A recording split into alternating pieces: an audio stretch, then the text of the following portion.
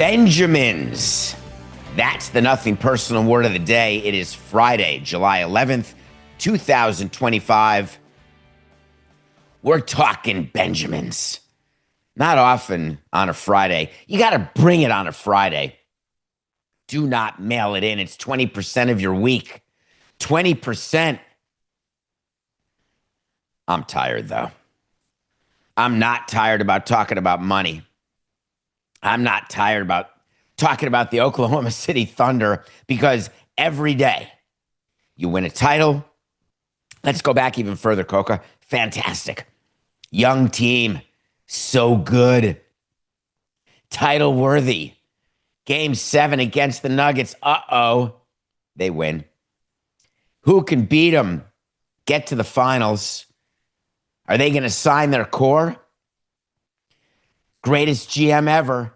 He loves music. Looks calm. Not many people at the parade. And then the contracts start. SGA MVP, 4 years, $285 million. Next, Chet Holmgren. They just signed him to a 5-year, $250 million contract. I said, wow, that's a fearsome twosome. And just yesterday, Jalen Williams, he's good. Don't get me wrong. 5 years, $287 million. That means that Williams, SGA, and Holmgren are under contract for a total of $822 million in contract. And if you do the math, the three of them alone, 3 guys, in the final year of their deals will be paid $184 million, which today would be the 15th highest total team payroll. You love it as fans. You have to. You don't care about owners' money. You don't care about allocation inside a payroll. You don't care about anything other than, hey, we want a title. We want to be a dynasty. We are a dynasty. We've got the core. Well, now we've kept the core. Our owner, Clay Bennett, bless his heart, he will not be the owner by the time these contracts end. He'll want to sell. But anyway, I digress.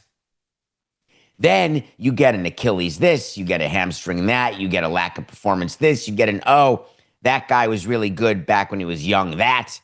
And before you know it, you're stuck with underperforming Beals. And if you've got a Beal or anything close to a Beal, you're done. The whole reason that we thought Oklahoma City was going to be a dynasty is that they have 14 first-round picks in the next 7 years.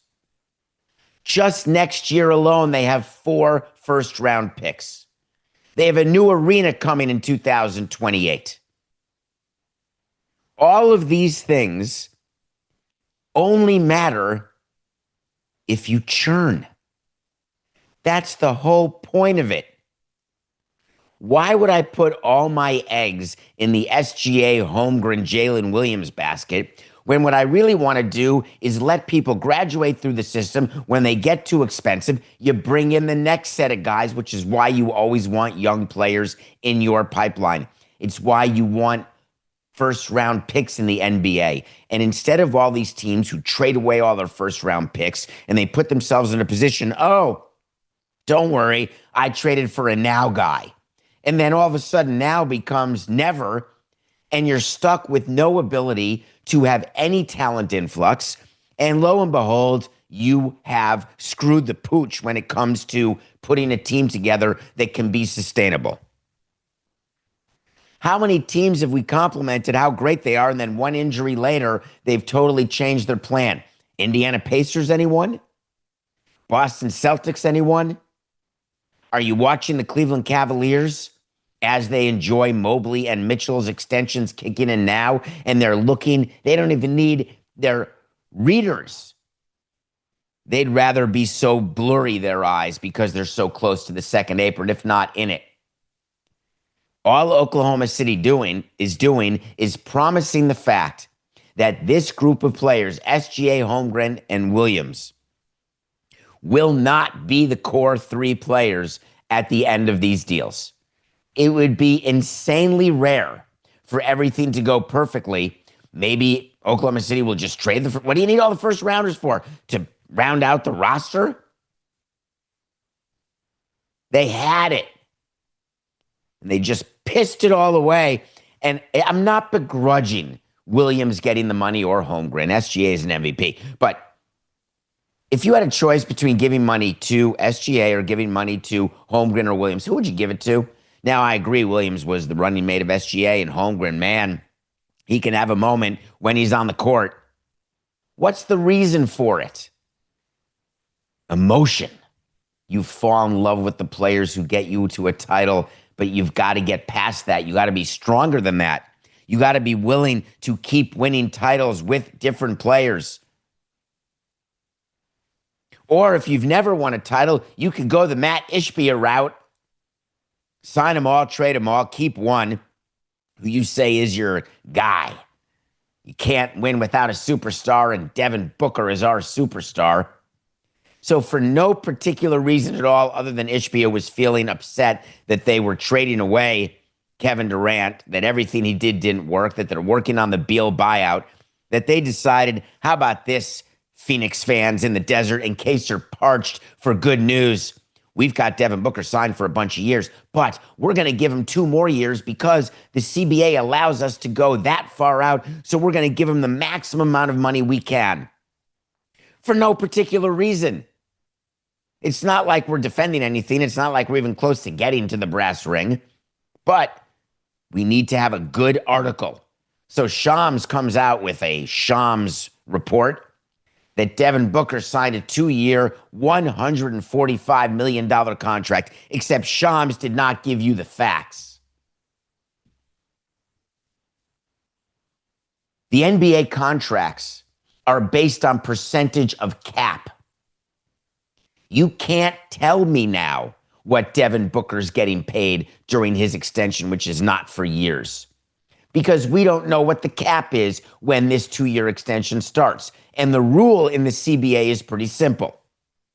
You get 35% of the cap in 2028-29, and they haven't announced what that cap is. That's how much Booker's going to make. Or they will pay him 105% of his salary in 27-28. One or the other. We'll find out. But don't report that it's 2 years, 145, so you can say, hey, look, it's $72.5 million. Hey, look, no one's ever made that. That's more than SGA. We've got a new record. Are you sure? And if you are sure, what's the purpose? What are you buying? I always would ask this question, and I didn't follow my own advice all the time. Trust me. I was forced into things more times than I wish to admit. But the question that you ask yourself is, what are we buying with this contract? Whether it's a free agent contract where you could tie it to increased season ticket holders, whether it is keeping your own players so you can get positive PR of not letting all of your good homegrown players go to the Yankees?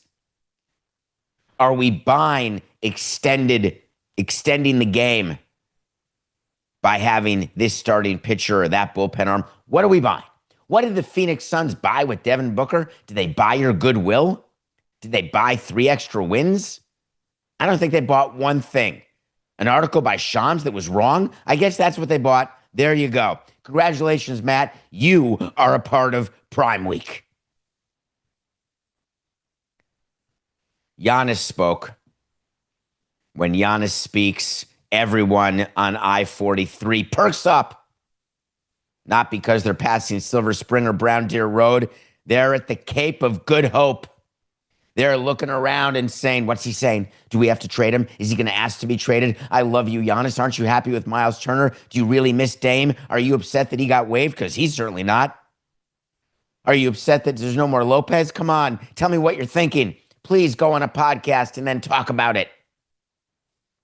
So he went on a podcast. He went on a live stream with a guy named Darren Watkins Jr. and he gave a hint about our favorite city, Milwaukee. Do you know? He said basically, let me tell you what he said and then work it backwards. He's like, I like Milwaukee. I love Milwaukee. Who doesn't love Milwaukee? Think Giannis called Yelly and said, Yelly, what do you think? How far does 200 million go? Milwaukee goes pretty far, doesn't it? We can go to the Fifth Ward, Gas Ward, Light Ward. We can go to River Hills. We can go to Mequon. We can go both. We can get a high rise, low rise, side rise, all of it, and we're doing fine. Yeah, there's state tax. Yeah, there's city tax, but LA? Come on, man. New York? Forget about it.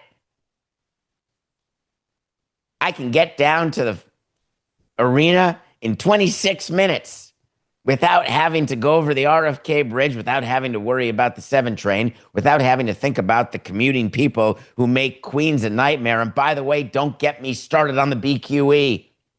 But the 405, the 5, and the 10, love it. Forget it. You get to go to 43 and that's it.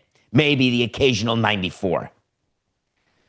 Stop your eyes from watering Coca. These are all interstate highways in different cities. LA, New York, Milwaukee. Giannis gets on and says, a lot of people are trying to convince me to play there.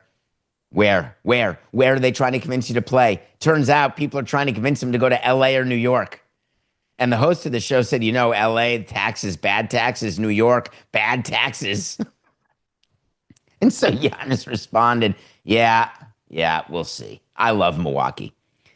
Do you think for one hot second that when Giannis is talking to his wife and thinking about their family and their children, they're looking at their salary, they're looking at their extension, they're looking at their bank account, they're calling up their broker at EF Morgan, and they're saying, sorry, remind me again, what is the incremental detriment to my total account value if I am paying taxes in New York, but I can maintain a residency wherever I want, but I'll be playing 41 of 82 games in New York, so half of my salary will be paid at the New York rate, but I still get to play in Milwaukee and California and the other teams I play. Because remember, you pay taxes wherever it is the games are. But anyway, you think that conversation comes up? Or is the conversation, sweetheart, how do we feel about raising our kids in LA or New York? How do we feel? Let's look at where I'd commute from if we had a house out in Westchester or Jersey. Maybe Aaron's house is for sale because he left the Jets. Maybe we can live up in Mamaroneck and get a big house. But look what we have in Milwaukee. It's so great. Our family comes and the organization allows for us to sign his brother. Like all sorts of fun stuff can happen here. Don't you think that's more of a conversation than everybody else bringing up taxes? There's a certain time at a certain amount of career earnings when the different percentage points take a not gone seat, but a third seat to quality of life, to desire of family. I'm here for it. Normally, I'm just business. No, that's not the end of the show. It's Friday. We got time. We got Coca. 4869. It's not the end of the show. We have Coca coming up in 39 minutes or so. Hour 2 is going to be Coca. He's got so much to say. During our pre-production meeting today, Coca was giving me a list of all the things that he wants to talk about that drive him crazy, that upset him, everything that I say that upsets him. Pretty much that's a Tuesday. So we spend our post-show, I didn't like when you said this, when you said this, when you said this. Is it almost Friday? Well, it is Friday, Coca. It's almost time, baby. Last thing on Giannis before I move on. The NBA loves this. Anytime you can get the scroll, I hate to give ESPN any sort of love in this regard until they have to pay more to keep MLB than they had before the opt-out. Anytime you get the scroll, which is the word we use when there's, I don't know if people still pay attention to this because you can get it on Twitter and wherever you get your news, but it used to be a scroll on the bottom of a channel that would give you the highlights, what was going on during the day, breaking news. You'd get it via the scroll. So we called it the scroll. How do we get on the scroll? Is this scroll worthy? Being scroll worthy is a major thing. Adam Silver and Rob Manfred and Roger Goodell, they are constantly scroll watching. You want to own the scroll, own the day. All Giannis has to do is say he loves Milwaukee and it becomes scroll worthy. Talk about a position of power. I can stand up right now. Here I go. You can clip this if you want. Anyone who's watching this on the Nothing Personal with David Samson YouTube channel. I love Milwaukee. Okay. Just clip that. See if that's scroll worthy. David Samson, host of Nothing Personal with David Samson, on the show today, maybe it gets aggravated, came out and professed his love for Milwaukee, Wisconsin. It's so preposterous. I don't like when owners talk to the press. Generally, it's great for Nothing Personal, that's for sure. But they shouldn't do it. David Rubenstein decided, hey, it's time for me to talk to the press. It's time for me to give a speech. It's time for me to give an interview. Owner of the Orioles decided this was the moment he was going to speak for the first time since firing Brandon Hyde, his manager. This is it. I want to do it. And so he did. Listen to what he said. He's giving an interview and, the interviewer is asking questions. How you doing? How's your team? How's your business? Real hardball biting questions that could potentially open up this interviewer to $16 million in damages.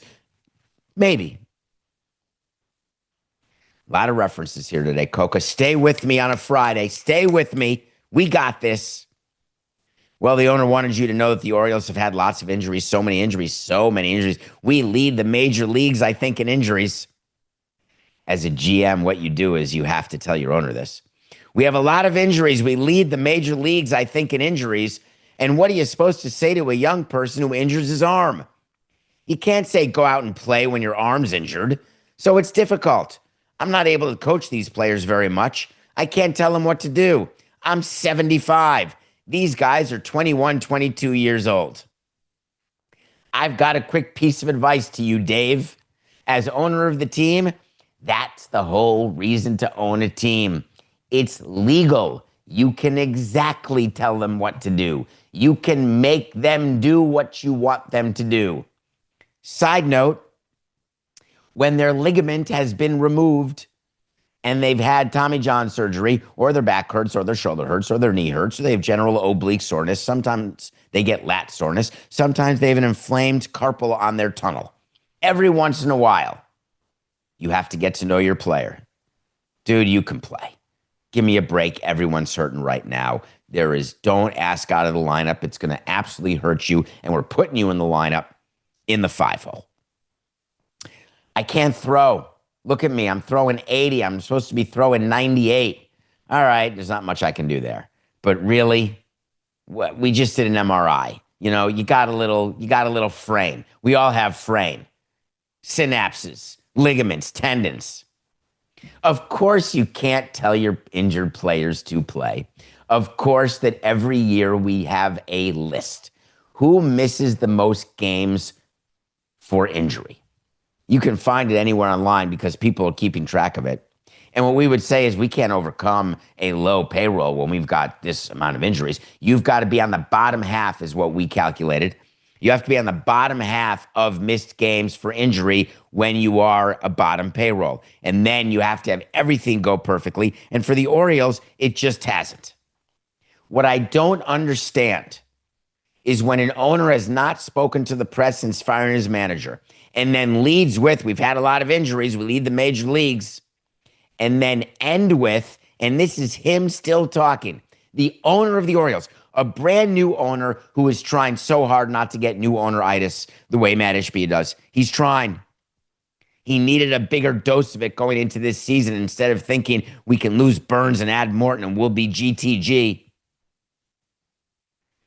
He said, I leave the baseball to the baseball professionals. My job is to be the owner. It's to help ticket sales, commercial things. Coca, hold on. It's too funny. This is his actual quote. I heard him say it, so it is. I'm going to start over for the people listening. This is David Rubenstein, the owner of the Orioles. I leave the baseball to the baseball professionals.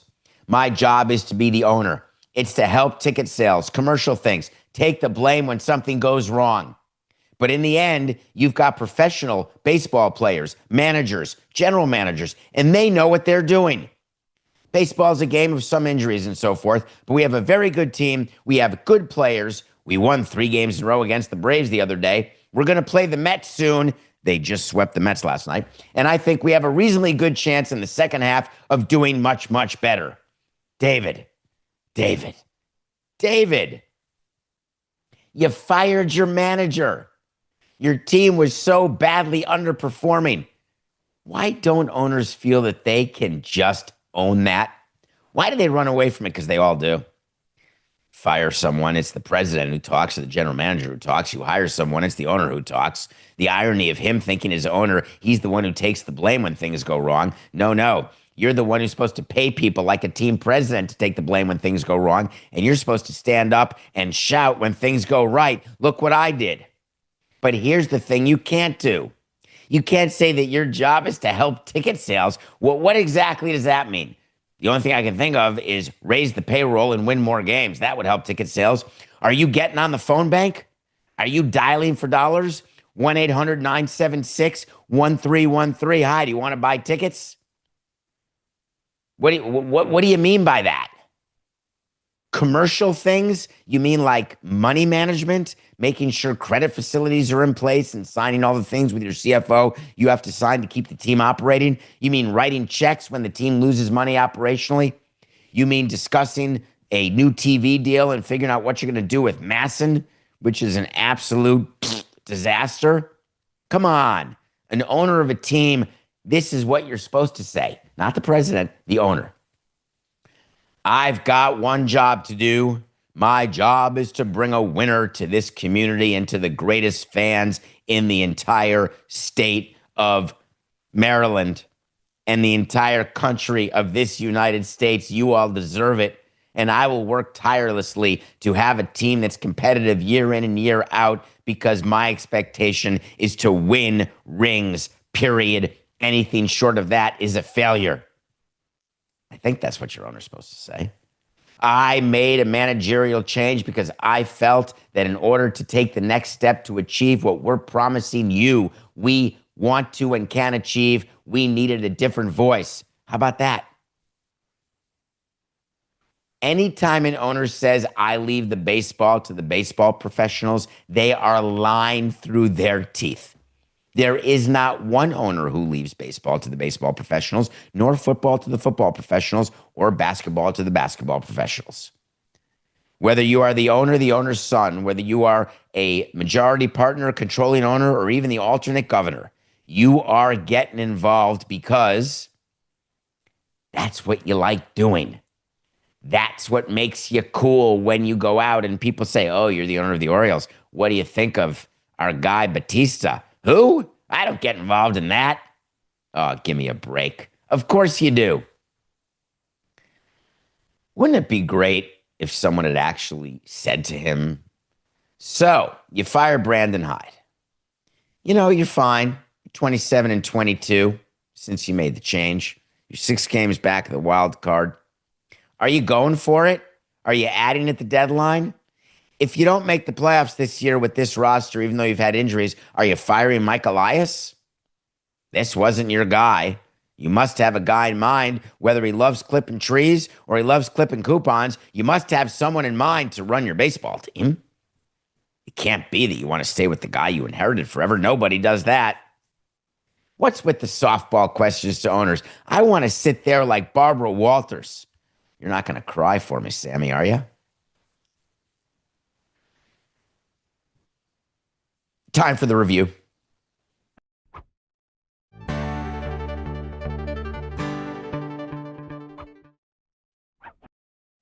I love watching movies. It is, I would have to believe, my favorite thing to do. I enjoy watching sports too. But every day, on Nothing Personal, we review a movie or we review a TV series that we've watched. And what we're starting recently, maybe since June 2nd, maybe a little earlier when we went to 2 hours, is we're giving you fair warning of what we're going to review so you have a chance if you want to watch it and be alongside either agreeing or disagreeing, because I also am not a big believer in the whole spoiler thing. Like, we're reviewing The Bear season 4.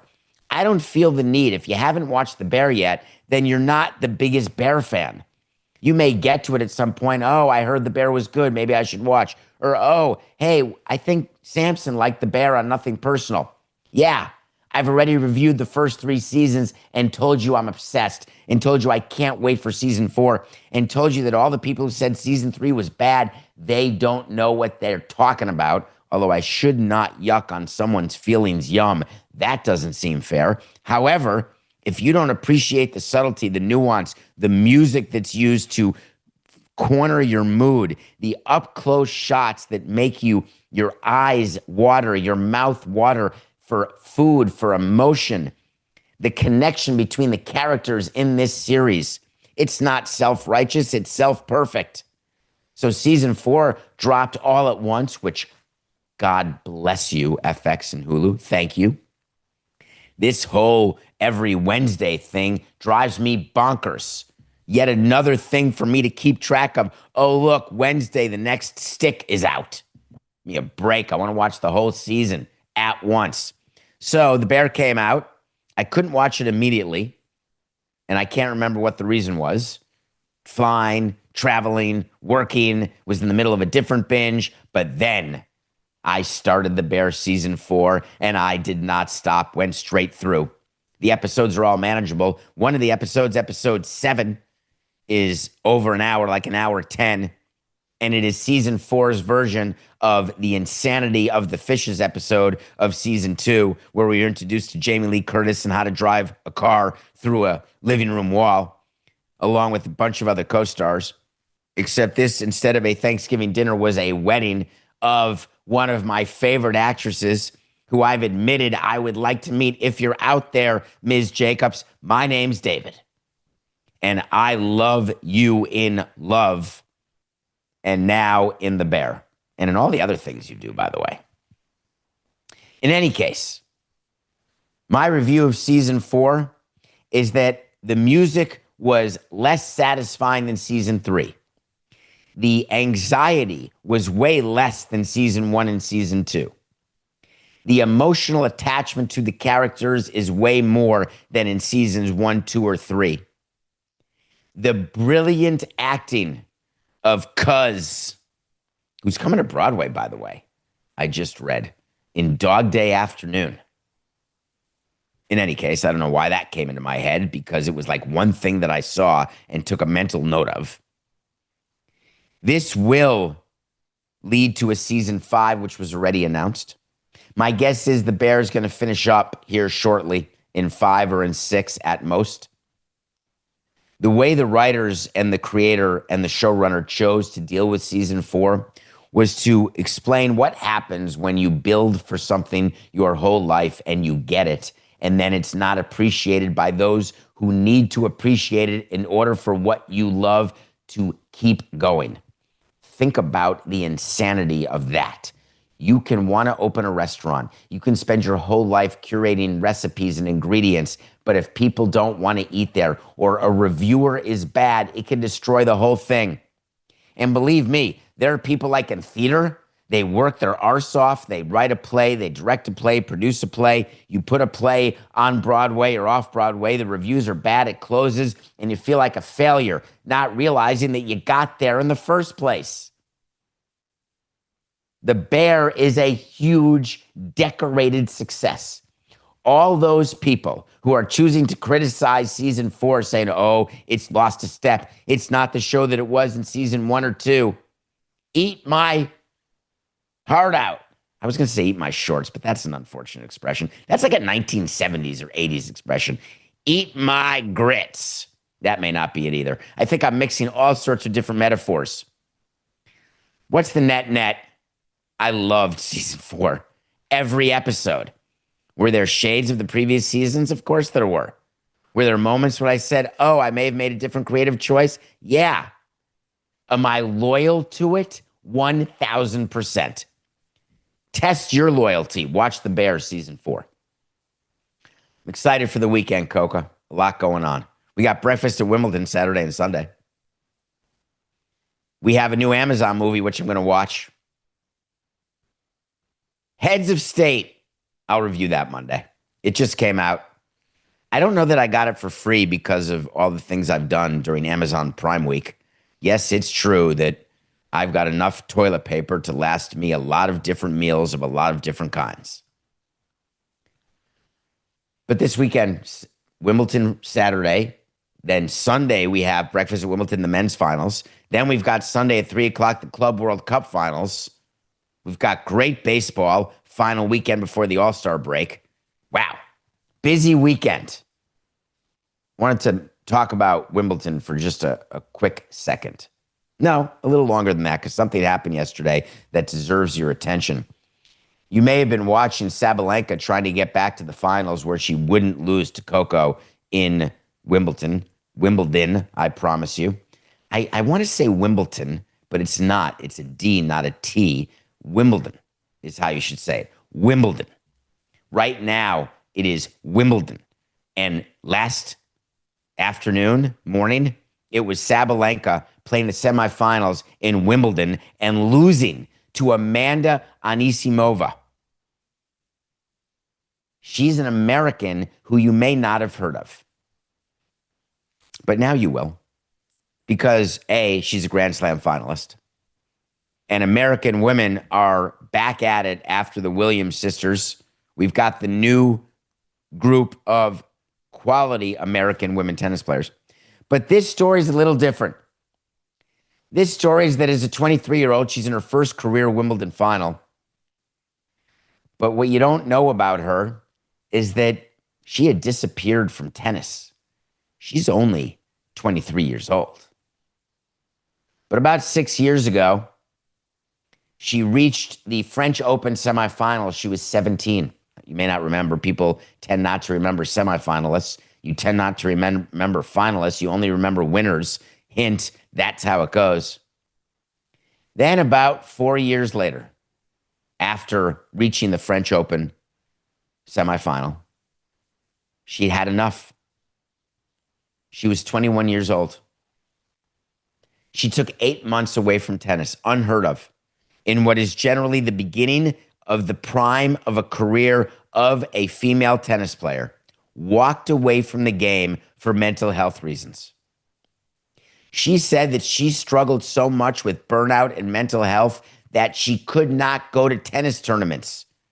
She found it unbearable to even show up and realized that there was nothing she could do except walk away from the very thing that she had been programmed to love since she was a little girl. The way that we ride child athletes and child movie stars while pretending that there are protections out there, pretending that there's laws that are meant to stop burnout, that are to stop fraud, to stop adults from stealing their money. The amount of burnout that we see, what's the cause of it?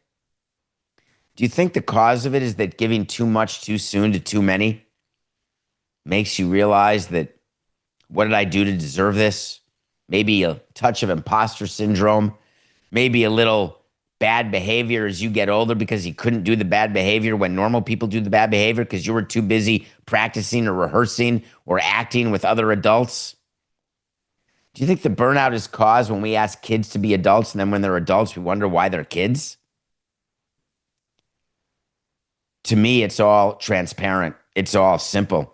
It's as easy as A, B, C, and 1, 2, 3. You see tennis players. You see gymnasts. We just saw a video of Mary Lou Retton.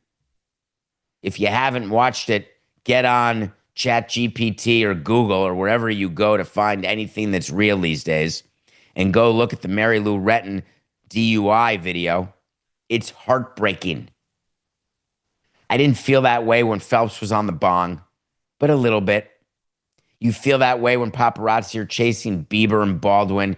You just feel like I don't understand why we don't understand that all these people are totally screwed up. We want it because it makes us feel better that we didn't achieve that. Is that it? Or that we don't have that kind of money, or we don't have that kind of skill. We want to feel better by making other people feel worse because we do everything by projection and by comparison. If you're one of the people who does that, I'm happy you're a subscriber to Nothing Personal with David Samson on YouTube. I'm happy you listen to us. I really am. But I don't necessarily like you. I don't like people who practice Schadenfreude constantly, who always are interested in the misfortune of others because it gives them an opportunity to calculate their own life with a different equation. This poor girl walks away from her meal ticket, walks away from her job, walks away from the thing that supposedly she loved more than anything in the world, and just said, no, I can't play another game, another set, another match. She goes and gets her head together. She doesn't even qualify for Wimbledon last season. That's how far her rankings dropped. And then comes back and now is a finalist at Wimbledon. Her quote on it was spectacular and special. After beating Sabalenka, she said, to be honest, if you told me I would be in the final at Wimbledon, I would not believe you. At least not this soon, because I mean, it's been a year turnaround since coming back. And to be in this spot, I mean, it's not easy. And so many people dream of competing on this incredible court. It's been such a privilege to compete here. And to be in the final is just indescribable. Which reminds me, when you're paid to talk, don't say I have no words. I love Chris Evert. Can't wait to learn more about her and watch movies about her and everything about her. But she said something during the match that was great, which is, I have no words to describe what I'm seeing. Well, help me here, because you're being paid to do exactly the opposite. You need to have words. It's like someone who hosts a podcast, and then all of a sudden a story comes out and they put on the video, they have people come in and watch live, and you say, I don't know how to react to this. I can't react to this. Well, hold on. It's your whole damn job. For the love of God, just react. Say something. Well, I'll say something. It's so cool. How could you not root for her to make it all the way and to actually win Wimbledon? I'm rooting for her. Saturday, 11 a.m. Eastern. That's sort of brunchy, but I remember growing up, Coca, that it was way earlier. Like, you had to wake up for breakfast at Wimbledon. Am I wrong about this? Like 7 a.m. I was watching matches, finals. Now I saw that it actually starts at 11 a.m. Who's having breakfast at 11 a.m.? Isn't that sort of brunch? For some people who may not see the light of day, it's lunch. I have an update on Thurston Howell III. Yes, he still is wearing his ascot and blazer and still trying to get off the island. But he's the first one voted out. Lloyd Howell is trying to do it a little differently, the head of the union. He's hanging on for dear life. He's up in a hang glider right now, looking down, saying, Will Ferrell, please don't say it. Don't say it. Look, Mom, I'm hang gliding. Oh, I'm dead. That's from Wedding Crashers, in case you're not paying attention. Lloyd Howell has a problem because what's happening now is, after David Samson did a show called Nothing Personal with David Samson. And on that show, what he does is he tries to project and predict things that are going to happen, like he thinks he's Nostrafrickendamus. And he said that Howell is not going to survive as the executive director of the union. Cannot. Well, since I've said that, man, there's a lot of things that have happened. Number one, there are documents going around calling for his ouster. And there are strategic leaks that are meant to end his career as executive director. And I didn't leak them, folks. I don't want to get the wait to see right that badly. Well, I do. But I wouldn't make sure that the guy gets fired just so I can get a wait to see right. And yes, it's true. I don't have it right yet, but it's a coming. Yesterday, the next bit of information is, do you know who gets paid to work for the Carlyle Group? And I said, there's no chance, toilet pants. It can't be. He's got to be wearing the shirt from DavidSamsonPodcast.com, the great merch that he has, because there's no way that Lloyd Howell, the Players Association executive director, is also getting paid by the very group, the Carlyle Group, that has opportunities to invest in professional baseball. Damn it. 4869. There is no way that Lloyd Howell, the executive director of the NFLPA, is paid to be a consultant of the Carlyle Group, one of the very few firms, private equity, who have the ability to invest in NFL teams. It can't be. I figured it was a joke. It had to be a joke. You can't have that conflict of interest. The Carlyle Group is paying money to Lloyd Howell. Why? The Carlyle Group was named as one of the few firms that is even allowed to be a private equity investor in the NFL. Why? What kind of funny business is going on? What exactly is Lloyd Howell getting paid for as a consultant? What do you think? He's keeping track of the number of pencils in the conference room? You don't think that the reason that he's on the payroll at the Carlyle Group was to make the Carlyle Group have favorable status with the NFL? And did you know that he was part of the Carlyle Group before he was elected to be part of the NFLPA? Do you think if the players had known that, they would have elected Howell? Yet another example where the players in the union, who are supposed to be represented by leadership in the union, are being completely led astray, completely controlled for the narrative that's not theirs. It is rare for me to take the side of a union, very. But you know I'm willing to. You know I am. The fact that the players in the NFL are so clueless, it should be a crime. Mike Florio had it 2 years ago, man. He had it 2 years ago. He recognized before Howell was even named, he said, I don't know what's happening here, but player reps are voting on who their new leader is going to be, and they don't even know the names of the finalists. Florio had it like there was no time to vet these people. There was no time for Q&A, totally shoved down the esophagus. After he was going to be named to run the Players Association, Lloyd Powell was approached and said, any interest in leaving the Carlyle Group? Because, boy, this looks bad. And what do you think Lloyd Howell said? No, thank you. Appreciate that. But they pay me a pretty penny. I got mouths to feed. And I'm not trying to take money out of anyone's pocket. I'm just trying to say that you can't be that obvious about it because it's going to cost you. Where does it cost him? He's going to lose his job as NFL Players Association Executive Director. He's going to lose his job as consultant of the Carlyle Group. Then time will pass and he'll be hired by a different group. He'll always be a consultant. He'll write a book. He'll figure out a way to do a book tour. He'll find a way to keep parlaying what this situation was into money for him, and I'm here for it. I want you to be able to earn a living.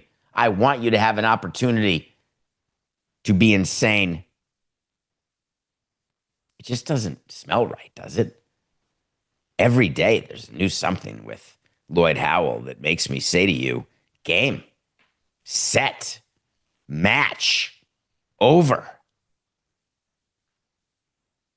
Nothing personal pick of the day.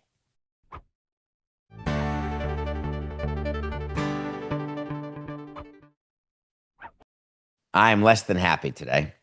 Though it's true, when you have the Mariners over the Yankees, you're up 5-0, your guy's pitching a no-hitter into the 8th inning, you're thinking, I got this. As a matter of fact, I was so cocky, I said to Coca, looks like I'm going to be 15 out of my last 19. Looks like I'm going to get finally to 6 games over 500, win my 93rd game of the year, closer to 100, 93rd pick. I was counting the winnings. Done. And then the Yankees did something that hasn't been done since the 70s. That's like it almost as old as I am. How many seasons is that? A lot. A team being no hit into the 8th inning and down 5 runs doesn't win a game, period. You don't ever win. By the way, the closer for the Mariners doesn't give up runs. You put it all together, even when Stanton hits a home run to make it 5-3, you're thinking, hey, piece of cake, we got this. Bing, bang, boom. The Yankees won 6-5. They walked him off on a pretty interesting slide by Volpe, by the way. But they walked him off, and we lose. We're 92-88. Stroman, mediocre. Brian Wu, so good. So good. What do you think it means? I mean, it's just a loss. You think the Mariners are despondent when you have a no-hitter and you lose the game? It hasn't happened in 50 years. Nah. On to the next. As a matter of fact, Coca, I don't know if you saw the Mariners' social media. It was terrific. It just gave the score of the game and said, on to Detroit. Now, what they're trying to make you believe is they don't care, and it's true. That is how you do it. When you lose a game like that, you move on. When you win it, you try to say, oh, this is the catapult. We're HOTTT. We got swept, and now we're sweeping. Lost 6 in a row. Now we've won 3 in a row. That inconsistency, does it have to do with Jazz? He's hitting home runs, playing second base in the home run derby, which we'll preview and talk about on Monday's show because the home run derby's Monday night. But Jazz was named to the home run derby. Not a coincidence. All-star. So we lost our pick of the day. I forgot about Corbin Day.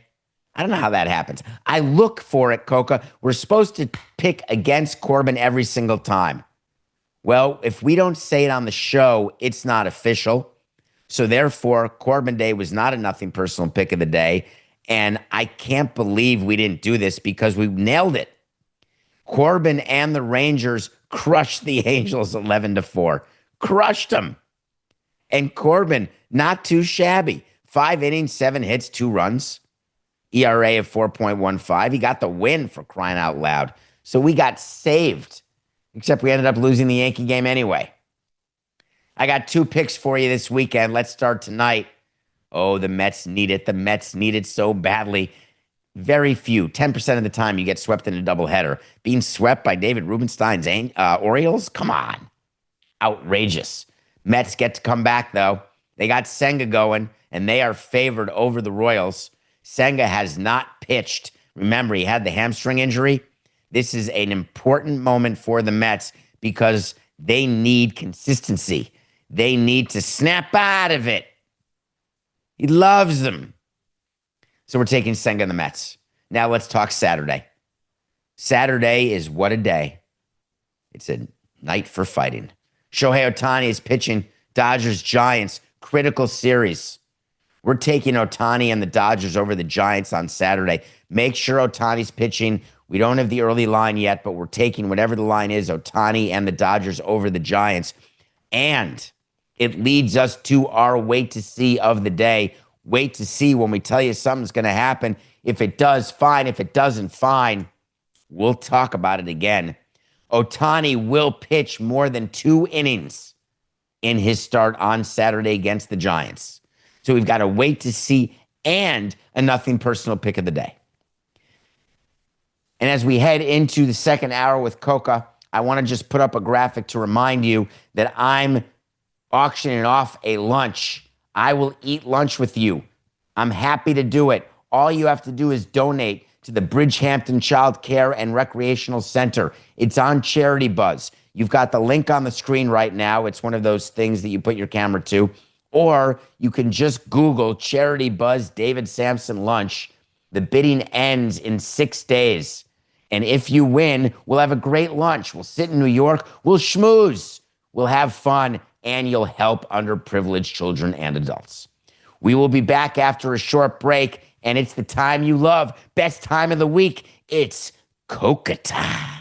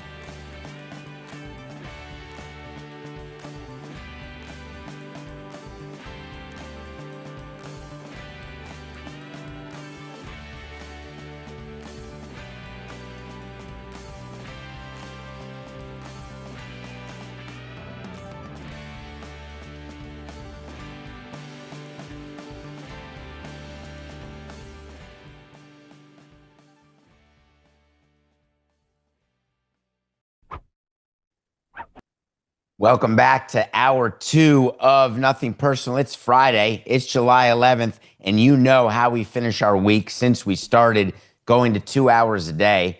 Every Friday, we bring in Matthew Coca. The producer has been with us since episode 1 back in 2019. There is no Nothing Personal without Matthew Coca, and man, does he have stuff to say. And so it's time for him to say it. Friday, hour 2. Join me, Matthew. Coca! Thank you. I'm back. I can't remember the last time that I was actually on the show just because of all the things that have happened on Fridays. But you mean like July 4th? Yeah, but there was also like a previous day. So I've only done a couple of these. And I feel like this is going to be the best one yet because we started with my microphone on. I'm pretty sure. I can't hear you. Is your microphone working? Hello? Coca? Folks, I think we lost him. What are you starting with, Coca? Tell me what I did wrong. Tell me what's interesting to you. Before the show, you were talking about alluding to things that we were talking about before the show. So I just want to hop right into that because I feel like a lot of people will agree with us on this. And it's how bad weather apps have gotten. Like the Apple weather app is so bad right now that I was planning a beach weekend for this upcoming weekend. And on Monday, it just said thunderstorms all weekend. Tuesday, thunderstorms all weekend. Wednesday, it was like, no, there might be thunderstorms, but there's going to be some sunshine. Thursday, it was like, no, the day is going to be perfect. And now we're on Friday, and it's like, all right, Saturday, there's going to be clouds. There might be some sun. So it's unusable at this point.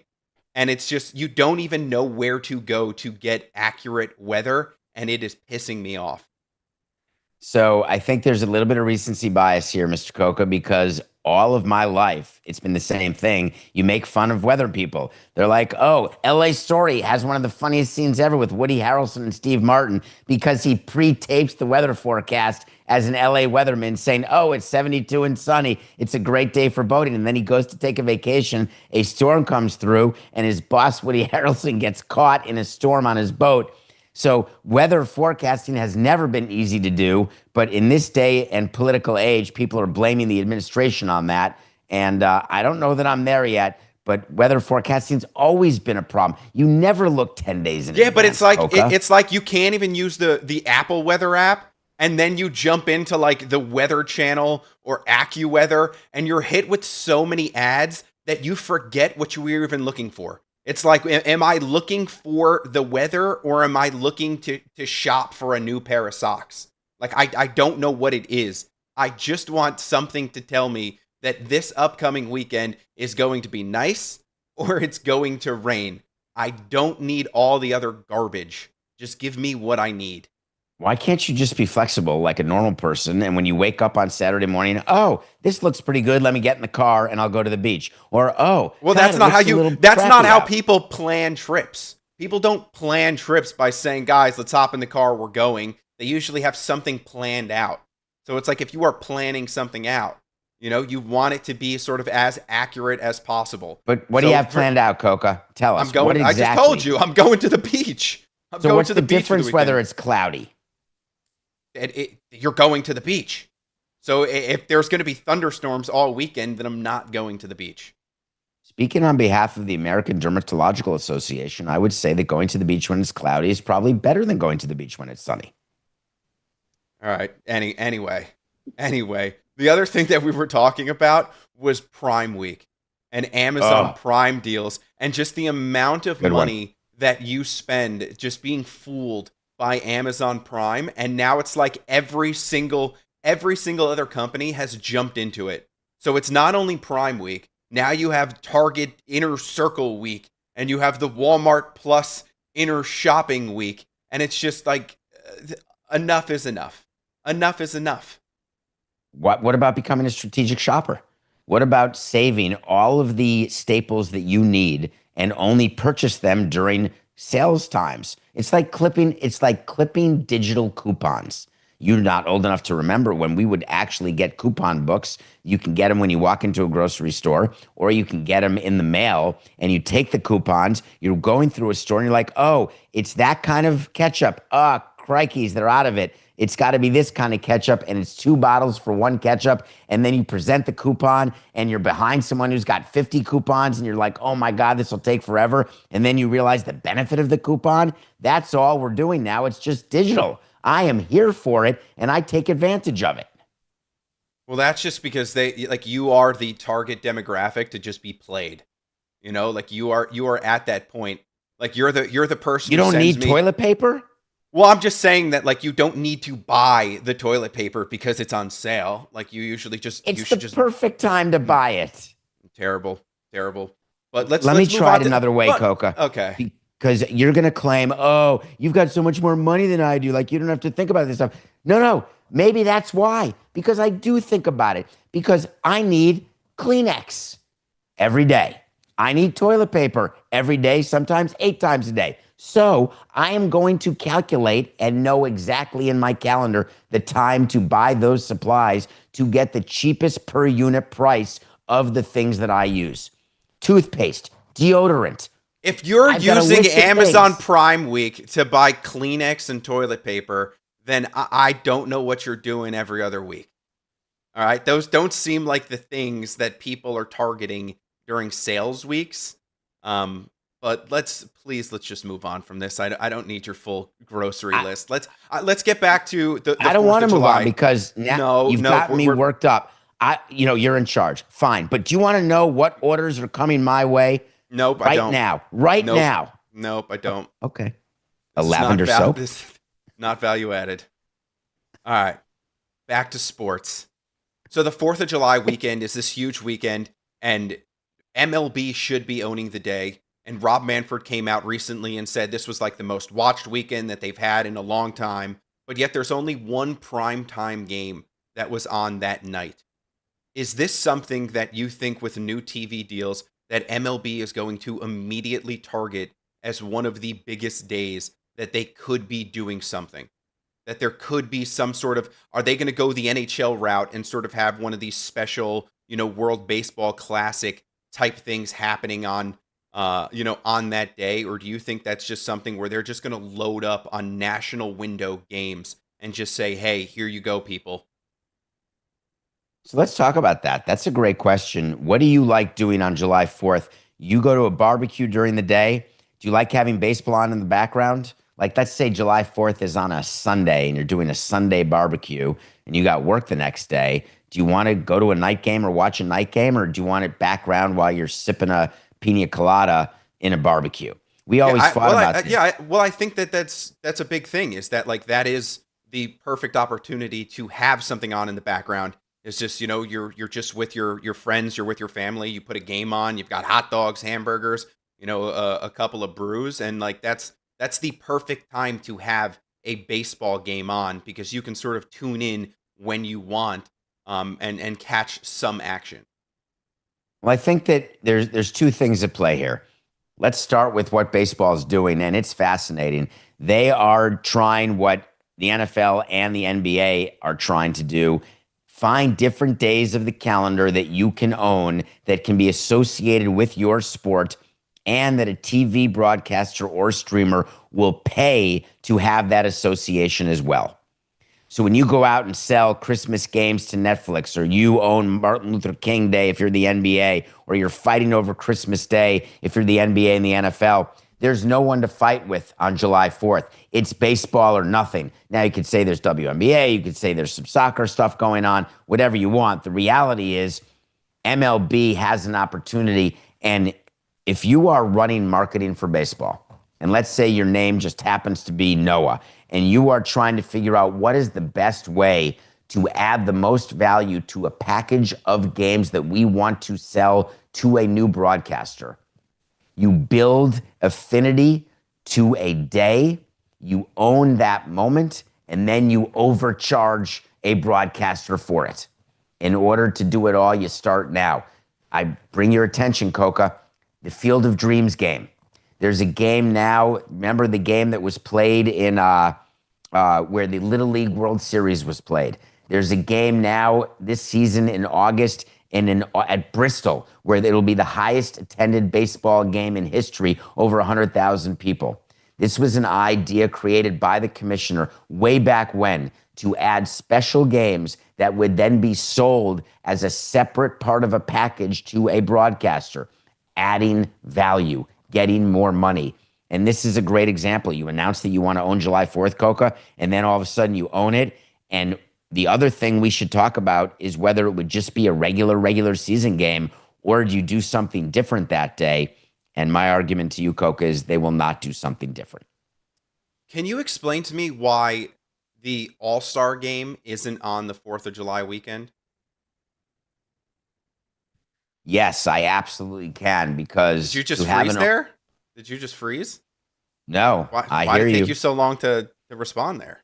I thought you just broke down right there, but go on. Sorry. Oh, I thought that our job together was to have thoughtful commentary, and for me not to just this is unrehearsed. I have no idea what you're going to talk to me about. That's the beautiful thing about hour 2 on a Friday.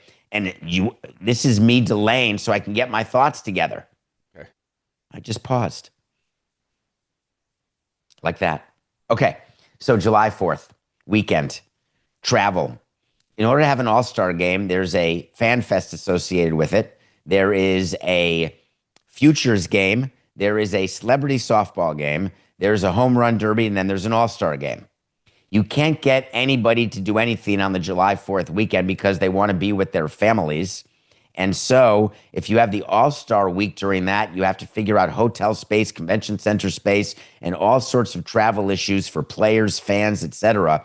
So there's no scenario. It would be like having the NBA All-Star game on Christmas Day. It just would not happen. The reason you do it later is that it gets you, and this is a little known fact that's not discussed. We always wanted the All-Star break to be as close to the trade deadline as possible because we wanted the extra few days, because during the season, there's no days off. You can barely catch your breath. When you get off from Sunday to Friday, you have an opportunity to get your baseball people together and make sure that you are in sync with what your plan is heading into the deadline, which is only 2 weeks later. And so you're in full deadline mode. And so if you have players who are going to the All-Star game or your staff is going to the All-Star game, everyone is back after that. They join the deadline meetings that you're having with your baseball department, and you end up with the strategy. So the timing of it, that's often called first half, second half, is incorrect. There's pre-break and post-break, but teams are already going to be at 95 games, sometimes a little more, before the break, and it gives you an idea of where your team is. I know you wanted to talk a little bit about Juan Soto in regards to the All-Star game and some of the comments that he had. So I have a video that is ready to go that I'm going to play right now that, I'd love to hear your thoughts on why you think that what Juan Soto said was so important. Would you have liked to make the All-Star team? What do you think? I don't know. Some people want to take vacation. I mean, I think it's a lot of money on the table if I make it. Juan Soto, man. He's not exactly the most popular guy in any room he's in. I understand why he's saying that. He's referring to a clause in the contract. Now, he may have some endorsement deals, though I can't think of any, which says if you're an all-star, you can get an extra little shtup of money. But I think what he's referring to is in his actual player contract. We used to give all-star bonuses to players anywhere between 25, 50, up to 100 grand, depending on the player, depending on how much we actually thought they'd be an all-star, or depending on whether or not they needed to be an all-star just to justify the contract they have. For Juan Soto's deal, his all-star bonus should be zero. Because when you get $765 million over 15 years, you sure as heck fire ought to be an all-star every single season. And it should be on the house. But for Juan Soto to say, hey, man, it's a lot of money on the table if I can make it. Is he talking about the 50 or 100 grand? Is he saying that he wants to be an all-star just to get that little extra? Or is he saying, hey, I'd love to be an all-star because it shows that I'm playing well and deserving of being amongst the best players in the game, and it likely means our team is doing well and amongst the best teams in the league, and it can get me a step closer to what I promised when I signed here, which is to get a World Series win to Queens. That would have been a good way to say it, other than him saying, hey, I like it because of the money. That's not how to make friends, Coca, at all. At all. Yeah, but I thought that that's the big thing with you, right? Is the business. $100,000 is still $100,000. So, I can see where he's coming from on that point, but I do agree that he could have just said that, like, hey, I started the season off slow. I've played great baseball. I'm one of the best players in the game right now. I deserve to be there, and I would have been, right behind him. But I do think he deserves to be there. Like, I do think that Soto deserves to be there. And there are people out there who have said that, oh, if Soto wanted to be there, then he shouldn't have, had such a slow start. Well, I understand that the game is in Atlanta, so they wanted to do something great. But like, Ronald Acuna is in the All-Star game, and he was voted in by the fans, and he had only played like 45 games. So he had missed a huge chunk of the season. So I just don't see that as the good enough, reason that people would say, oh, Juan Soto should have started the season off better. But I'm also behind what Bobby V was saying, where it's like, we need to get away from every team needing an all-star. There's just no way that the Rockies deserve an all-star. There's no way that the Athletics deserve an all-star. Just for being a team in Major League Baseball shouldn't be enough of a reason to deserve to be in the game. Are you now saying that Andre Dawson doesn't deserve the MVP in 1987 when he won it on the worst team in baseball? This is an exhibition game. This is not a full season award. We're not talking about people who are having the most spectacular seasons that there is in the league. Like now, we are actually. No, we but exactly are talking about that. No, but what I'm saying is that like these aren't guys. Like, there are guys who are deserving of being there that aren't going to be there because there are other players that are just on Major League Baseball teams that have to be in the game. Winning an MVP award is what you've done for the collective season, but you're not going to get snubbed by a guy who's just in the league. Like, what you've done is deserving enough to win the MVP award. In this case, we're just saying, oh, this guy is on the Rockies. We have to put him in there because we need a Rocky there. And I don't think that's right. So you're referring to our conversation with Bobby Valentine earlier this week, which was great. I think it was on Tuesday. And what you're saying is that we should have the biggest stars, and that the biggest stars should not be edged out because a roster spot is taken by an individual who's not worthy. Well, what's the name of the game? What's the name of the exhibition game? All-Star game. All stars. It's right there in the title. Everyone should be a star.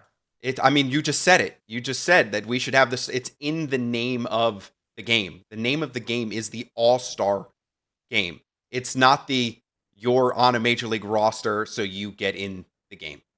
So I just think that we should have the stars. Title. We should have the stars in the game. And if there is somebody who is on the Rockies this season who is having a more deserving season than somebody else who has been left off on, like, who's the Rocky? I don't have it off the top of my head. Okay. So what you're saying is you're just saying they have a bad record. But there could be a guy, like, you're going to say the Marlins are a crappy team, and I'm going to tell you Kyle Stowers is having a great season. Yeah, but but he's not having a Juan Soto season. He's not having a Seiya Suzuki season. He's not even close to them. So it's just he is in the game because the Marlins need to be represented in the game. That's it. And so if I told you that the business of baseball was such that the markets, they don't want to have the Miami market tuning into an All-Star game where they can't see one of their own. They don't even go to the games. One of their own. They don't go to the games. All right, stop selling the Marlins. I'm going to, because you're using it as people in the market. You don't think there are people in the market who are just going to watch the All-Star game because it's the best players in baseball and they're fans of baseball? Isn't that the whole point of having the World Baseball Classics and the Caribbean Classics down in Miami, is because they love baseball that much? So I think that they are equally represented as a people by just having, Hispanic players that are deserving enough to be in an All-Star game, that we don't need to, we don't need to put a Marlin in the game just because he is a Marlin. Well, there's a rule that we talked about in an owners meeting once, which was, would we take away that rule? Would we? Because every year there are players who feel they get snubbed, and it also hurts them going into arbitration if you're not an all-star, because it really helps you if you are an all-star. So it's actually a big deal for a young player to be given an all-star nod prior to arbitration. For a player who's already established like Juan Soto, it's not as big a deal, except you get to be part of the count. Hey, in his career, 10-time All-Star, it's sort of part of your legacy and Hall of Fame resume.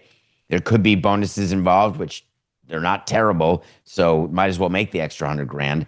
But the reason why we never changed the rule is that we could never be convinced that the broadcasters were unhappy. The broadcasters love the rule that there is a player from every team because they like the idea of each individual market pushing their individual fans to watch the game because they will see a familiar player. When you have people on the sidelines doing the introductions, they love the fact that people will watch the introductions so they can cheer at home for their own guy. And we talked about why not just make it the top 25 deserving, and now it's up to 32 and even more so with replacements. Why not do it just based on that and forget players, forget fans, forget commissioner? Let's pick some statistical categories and take the best players of those statistical categories. And what we decided in those meetings is that we wanted more control. We wanted to control the narrative of who was there, how we would build stories, how we would get people to do the home run derby by naming them all-stars, all the different things that go on behind the scenes in order to build a all-star team for the fans, for the TV audience. That's the control we didn't want to give up. That's why it's not just based on who's the best player, who are the biggest stars. How do you feel about MVP awards? Do you still believe that the MVP should go to the most valuable player, or do you think that it should be an award for the best player in a given sport? Because that's sort of the talk right now. When you look at some of the commentary around Aaron Judge and Cal Raleigh, there is like this growing group of people who think that Cal Raleigh, just because of what he's been doing this year and the 36 home runs, is something that makes him the MVP over someone like Judge. But when you look at the numbers, Judge is still dominating in every category except he has 2 fewer home runs this season. So I just think it's something that's really silly because Raleigh is having a great season, but Aaron Judge is having one of the best offensive seasons that we've ever seen in a first half or a pre-All-Star break, whatever it is that you want to refer to it as. So which side of that argument are you on? Are you a most valuable guy, or are you this is the best player in the sport? Hours, Coca, weeks, months, I would say, have been spent debating this topic inside front offices. It's one of our favorite things to talk about. And doing it with Andre Dawson is a special kind of lucky. Debating what an MVP is with Andre Dawson, who won the MVP as on the worst team in baseball, the Cubs in 1987.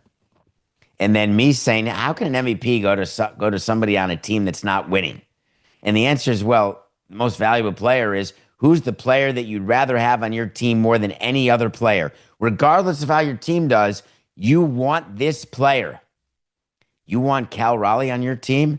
I mean, he's better than Hunter Goodman, who's the Rockies all-star catcher, but catching's way more important defensively. I'd like to have an offensive hitting catcher. God, you put Pudge on a team, you can win a World Series. Johnny Bench, Mike Piazza, forget about it. On the other hand, Aaron Judge, put him in the 3-hole, 2-hole, 4-hole, put him whatever hole you want. He's got an arm in right field that's above average. He can play center field. He can play left field. He hits for power, hits for average. He's clutch, except for October. Who would you rather have? And the question is, for this season, at this moment, who is making the biggest difference on his team and who is the best player? It's Aaron Judge. And Cal Raleigh has a chance. And my view is that if Seattle ends up at least coming closer, making the playoffs, maybe winning the division, though that's going to be super hard now. I think that he will still lose to Aaron Judge because of the New York bias.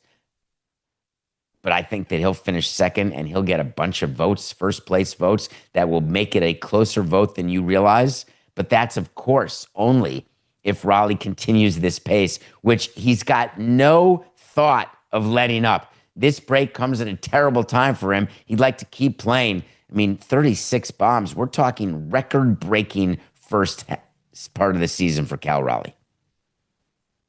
One of the discussions that we had the other day was on colleges and just how expensive going to college and going to most universities has become. And now with just the added amount of money that is going to be paid to players and the fact that all these schools need to have these funds that just pay players, these schools are now supplementing that payment by either raising tuition or hiding those, in athletic performance fees.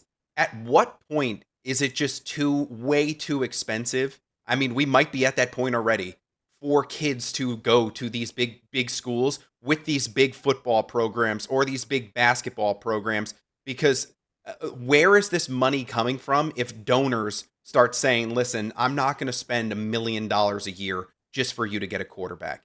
It's going to come back on the students. And I thought the whole point of going to college was for the education side and getting to be able to see a big time football program or basketball program was sort of like a gift. Like, you get to come here and you get to go to these games and it's this huge gift.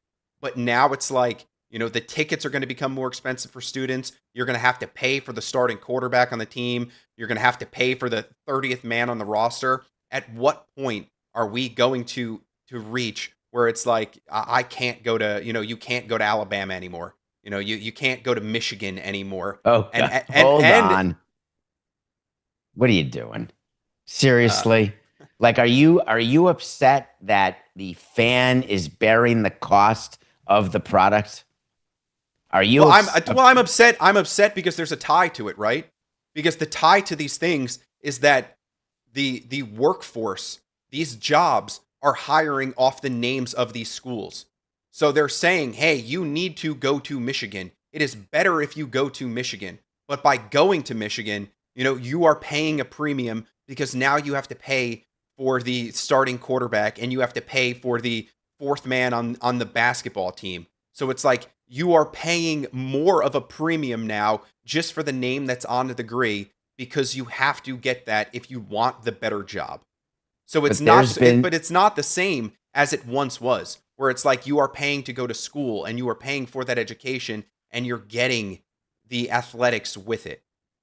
So, Coca, that's been going on forever, where you go to an Ivy League school, your tuition is to really pay for the name on the diploma that you get to carry with you for the rest of your career. There are fees right now, and it's true that it's happening. NIL, the cost is and revenue sharing, it's being spread to the students. It's taken away programs that have existed and also increasing the expenses, and they're not hiding from it at all. They call it a ticket surcharge or an athletic facility fee. It's like a user tax. Hey, you want to go to a football game, you're going to have to be a part of helping to pay for the football players. You want to go to a game in a new stadium, buy a PSL, and you can be part of the construction of the new stadium that gives you the right to buy a ticket.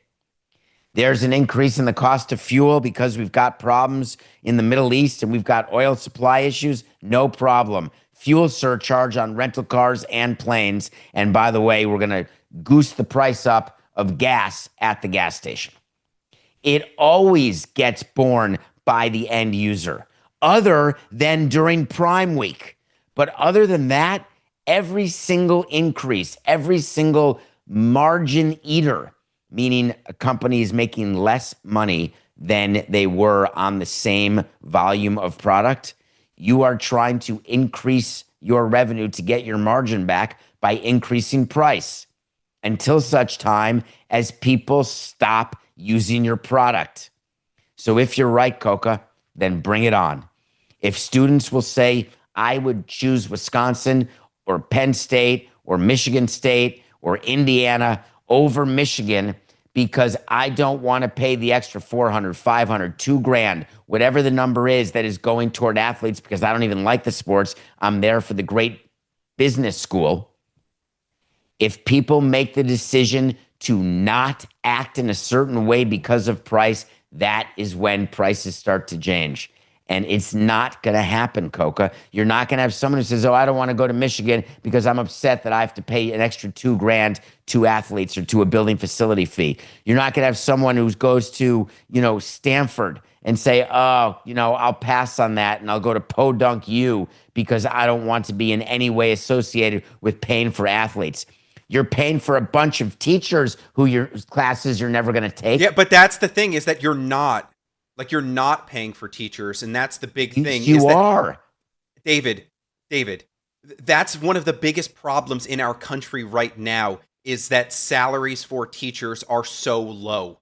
And we're comparing I'm talking about to professors in college. I understand that, but professors in college, it's the same thing. If all the money is now going to athletic programs, where is the money coming from that is going to be paying these professors? So where we talk about it at these big universities already, where these big universities are getting rid of programs. They're getting rid of their science programs. They're getting rid of their math programs, whatever it is. So they're getting rid of those things right now. So you can't say that there is money that is already going to these professors when they're taking away from the education side to supplement the athletic side of these things. So which is why something's got to give, which is why they're increasing the price of the athletics. But that's the full circle moment is that I'm saying is that they're increasing the price of the athletics and that they're increasing the price that the students are paying for these things. But I just want to know, where is the money ever, or is there ever going to be a time where we look at this and we say, hey, the athletic side of things is going to, branch off from the school side of things? Well, interestingly enough, Coca, we've started to read about the interest in private equity and people buying out athletics departments, becoming owners of athletic departments or specific teams inside the university. Totally fascinating to me because that would be in the best interest of both the university and the athletic department and the donor because they'd have a bigger say in what's happening. It would be like owning a professional team with a smaller barrier to entry and certainly a smaller purchase price. You'd get an opportunity to be the GM of that team for all intents and purposes, and you'd have an opportunity to figure out what is the best, most profitable way to keep the endowed science chair and help our STEM research continue while not losing track of the fact that people love when the university is successful on the athletic side. And to give you an example, who won the NCAA men's tourney in March? Did I lose you, Coca? 3 months ago. No. I mean, I already forget these things. How great is this? This is my point. I wanted you to forget, and I didn't think you would. We didn't rehearse this. The NCAA men's tournament basketball champion in March. Any ideas? Nothing. Not one. Are you Florida. Googling it? No, it was Florida. It was Florida? Yeah, it was Florida. Okay. When Florida gets a breakthrough research grant where they somehow discover that 4 + 4 is 8, which is epic, I grant you. How much attention does that get? I'm asking for a reason. When university presidents sit around, we did an interview with John Holloway. Do you remember that? Mm-hmm. He was the president of Rutgers at the time. Bemoaning the reality that what we do on the field is far more beneficial to anything we do in the lab, financially, from a ranking standpoint, literally the ranking of the school. And the funny part is what goes on the field is completely irrelevant. And what goes on in the lab is all that should matter. What is happening in our research? What's happening when we're educating the next generation of educators or of business people or of whatever it is they're going to do for a living in their lifetimes. And we are obsessed with what happens to a men's basketball team, which is full of players who will end up being in the workforce in 2 years because they're not going to be pros, and that's just life. We've got it all screwed up, Coca. We have whole networks dedicated to college sports because it pays bills. Yeah, but that's not going to change. Do you see a point? And we spoke about it briefly with the Pegula family and what they paid in a donation. And it's the same thing. What's the name of the Arizona Diamondbacks owner? Ken Kendrick. Ken Kendrick paid for the entire stadium, West Virginia baseball stadium, and I'm pretty sure it's named after him. So at what point do some of these owners or private equity or any of this just come in and just say, hey, this, it's a business. You have the TV contracts in place for a lot of these teams. Could you see a point where these owners come in and they just buy that program? Like, would that be something that these schools would end up selling? Because if it's $88 million to build an arena, and there were Penn State fans who pushed back at us and said, hey, we don't know how much money it was. We don't know, there could have been more money into the arena itself. But if you're saying like $200 million just buys you Penn State hockey, isn't that something that, is that something that Penn State would be looking to sell? Would they put a price tag on an athletic program and just say, hey, we'll do this? I would name it after the person.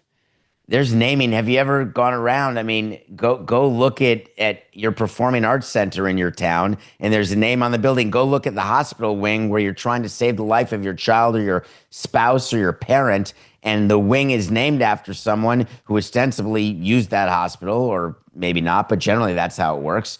And they donated money in order to name a building, to name something after themselves, and that money is used for capital projects, it's used for operational needs, or it's used to endow a chair or a research endowment. It's endowed to hire interns, whatever the case may be. That is the way of the world. When people are wealthy and they give money away, they want their name associated with something, and the universities or the teams or anybody is willing to sell. By the way, Coca, naming rights. We will name our stadium after you in Major League Baseball. Just be our biggest corporate sponsor. And we will call it OpenAI, ChatGPT, Crypto.com, Loan Depot Field. Just show me the money and you've got it. We used to have, part of building a ballpark is you get a menu of sponsorship opportunities. Hey, we've got the clubhouse area that's seen by the following fans going to their seats. Then we've got the third base dugout, which is going to be seen by these fans watching the game on TV, plus these fans who are engaged with this area during the course of a game. This one is worth $8 million. That's worth $4 million. This is worth $2 million. That's how you budget what your revenue is going to be according to the menu of things that you have to sell. And when you run out of things, you find more things to sell, which is how people come up with, oh, what if we name an arena? What if we name a team? Is it totally crazy that there will be a booster who will support the college football team? Just take Alabama, and instead of the Alabama Crimson Tide, it will be the Jeff Bezos Alabama Crimson Tide, making up the name because we're talking about Prime Day. And yes, I'm a sucker for it, but those days are coming because people like when things are named after them. And here's one other thing, Coca. Sometimes you charge more to someone who doesn't want their name on it, and you charge them to buy out the naming opportunity because they feel so serious about never wanting to have a name associated with something famous, like call it the Alabama Crimson Tide. Can you imagine that there are donors who would give money and say, we will donate this amount of money if and only if we have a contract that says you will never name the football team anything other than the Alabama Crimson Tide. And I've paid enough money that I could have named it after me, but instead I'm naming it after nobody, and I want it to stay that way. So you see all sorts of things in the development business. That's what it's called. You're developing relationships. You're taking money from the rich to give it to the people who need it to operate or to run charity, very, very common. Do you think MLS regrets its deal that it did with Apple? I was thinking about this, Coca. What do you think? I mean, do you have Apple TV Plus? Yeah, I do. But I have the did not package? pay I did not pay the extra to get the MLS package. So you Because it's- don't have the MLS package? No, because I don't feel as if that I, as the consumer, should be double dipping. You know, it's like something. Well, it's just like something isn't exclusive to the Apple product, so it's like you have to pay for Apple Plus, and then I have to pay an extra to get MLS, and I just don't feel for me. Hold for on, me, Coke, I'm not sorry. Yeah, I'm sorry. Do you rent movies on streamers ever? like paying extra to rent movies. Yeah, like this movie is a first-rate movie. It's $19.99 or it's No, $5.99. if it's if it's $19.99, no. But if it's if I don't have to go to the theater and it's nowhere else for free on a streamer, and it's $5.99, then I'm in. Because why? Well, because What makes you allocate the $6 to that movie? Because I don't want to wait an extra 6 months to get the movie. For free, Correct. but it's not really for free because you're paying a monthly rate to the streamer that it would be on. Yeah, It would but that's be what I'm saying. included, but not yeah, free. But it would be included. It would be included. Okay. Correct. 2, do you ever do the math that paying $6.99 for a movie is less than what you would pay if you went to the theater? Do you do that Correct. math or yeah, no? no, for sure. For sure. I think that's like part of the equation. What about the fact that two of you at once can watch a movie at home for the $19.99, and if you're with a friend or a date or whoever, that's also cheaper than going to the theater? Yeah, but can you get to the point already of what you're trying Which to is make? what I'm exactly not understanding why you have a thing against paying for extra once you pay because for the those initial. are things. But I'm saying those are things that I want. So I'm going back to But MLS. then we have Yeah, nothing to talk about. Of course, No, you but don't we buy do- things you don't want. No, but this is in the sense we're talking about the MLS, and we're talking about a league that is trying to grow, and it's trying to gain in the demographics, and it's trying to become a league that people are buying into and people are watching into. The point that I'm trying to make here, and why I asked you that initial question, is because do you see that being the same thing with F1? Do you see them just wanting the dollars, or do you see them saying, hey, not many people are buying in and watching what MLS is doing on Apple, even though MLS took that deal because of how big the dollar signs were? We don't want to end up like that. Or do you think it's, sort of what the commentary was that you had, where it's like they saw the success of what F1 did as a movie, and they're seeing that as a way of saying, hey, there is a giant footprint out there that wants to watch F1. Us getting involved with a streamer, and a streamer who has the cash flow like Apple does, would be great for us, even if it means that our reach would be a little more limited in the United States. So I think it's a little different because the F1 is a private company. I mean, it's owned by Liberty, so it's owned by a public company, but it's an asset of a company. They're not trying to build F1; they're trying to build the value of F1. And if Apple is willing to offer twice what ESPN is, then the value is to go with Apple, whether it means fewer eyeballs or not, because the money that will be part of the F1 balance sheet, part of the numbers that can help raise your share price if you're Liberty, that you need the money, not we're going to have a great reach. It's like the NBA owners, Coca, who couldn't get a regional TV deal without getting the biggest haircut ever. Remember when the cable company went bankrupt, or Bally's, Diamond Sports, Sinclair? And then they kind of said, but we got a lot of reach now. It's over the air. It's free. We're not getting paid a lot, but we got reach. What do you think that team would want? That team would want way less reach in order to go back to what it had with the cable companies who were paying so much money to the regional sports network. So I do not believe there is any benefit in anything other than what is the total value you're receiving. And Don Garber with MLS thought this was his best opportunity to get the most money possible and to be associated with Apple. Oh, and by the way, they did a deal with Messi as part of the Messi deal where he had upside if it worked. And F1, I just think, is a totally different situation. And if Apple is dumb enough to double up on what ESPN is paying, then Liberty Media is laughing all the way to the bank. And this is the point, and that is exactly what I wanted you to say, because I disagree with that point about Apple being dumb here. Because if everything is moving to streaming, I shouldn't say everything, if a lot of content is moving to streaming, and ESPN's biggest thing right now is they are releasing this direct-to-consumer, and all these other, Fox wants to get into streaming, and you have Amazon, which is streaming, and it's buying up digital rights. If you're Apple and you have so much more cash than every other company sans Amazon, why would you not overpay for a property that ESPN has and that ESPN needs to fill up its digital void that it's going to have in sports? So if you're Apple, the best way to go. But if from you're rich Apple, to it's poor. not. But it's not dumb on Apple's part. It is not dumb to say, "Hey, we are going to take away from what you can offer and put it here." Because this thing to Apple is just, right now, it looks like it's something that's just for fun. So if they start buying up MLB rights, if at some point in the future NFL rights become so expensive that Apple can jump in and say, you know what, we'll take some of that too. This could be the first thing that they do, is they buy these smaller things.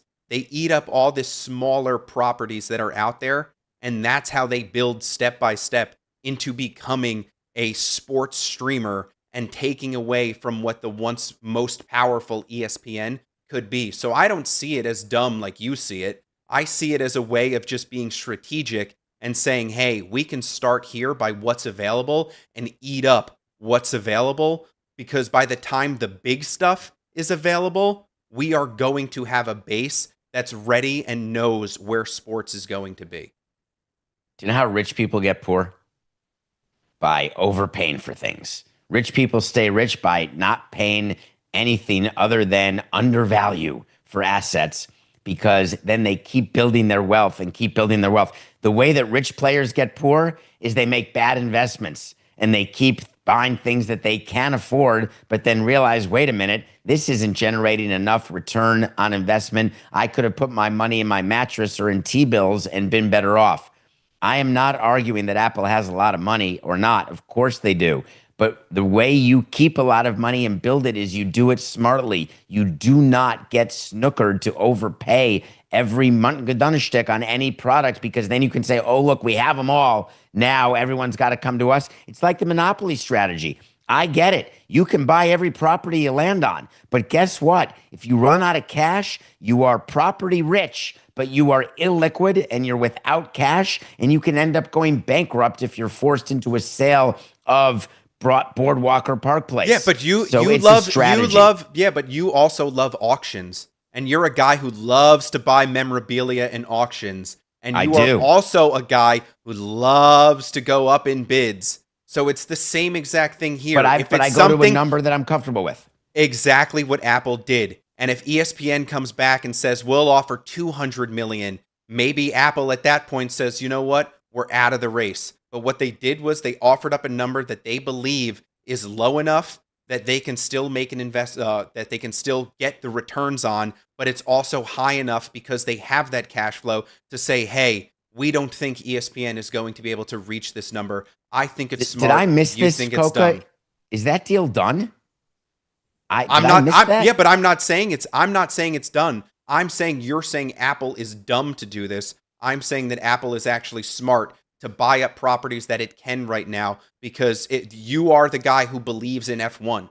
You think it's this great thing. You think Drive to Survive is pushing these numbers. I don't personally watch it, but if it's something that you believe in too, if you're in a position like Apple's position, then I think it's something that is smart on their part to buy in now and just hope that you are on the ground floor of something that can take off. Because we've seen with a league like NASCAR, where NASCAR is having this huge comeback, where it's getting this younger demographic to watch, and it's all about the younger demographic, and most people have iPhones, so if Apple can do something and start pushing their sports products onto their phones and their iPads and their MacBooks, I think it's a smart move by Apple to just, begin to slowly take over. I think you just got the last word, and because I was yelling rap in your ear because we're completely over time, but you didn't realize that. And now you see what it's like to be me sometimes. And now I just have to quickly say, have a great weekend. We're back Monday. It's just business. Thank you, Coca. This has been Nothing Personal.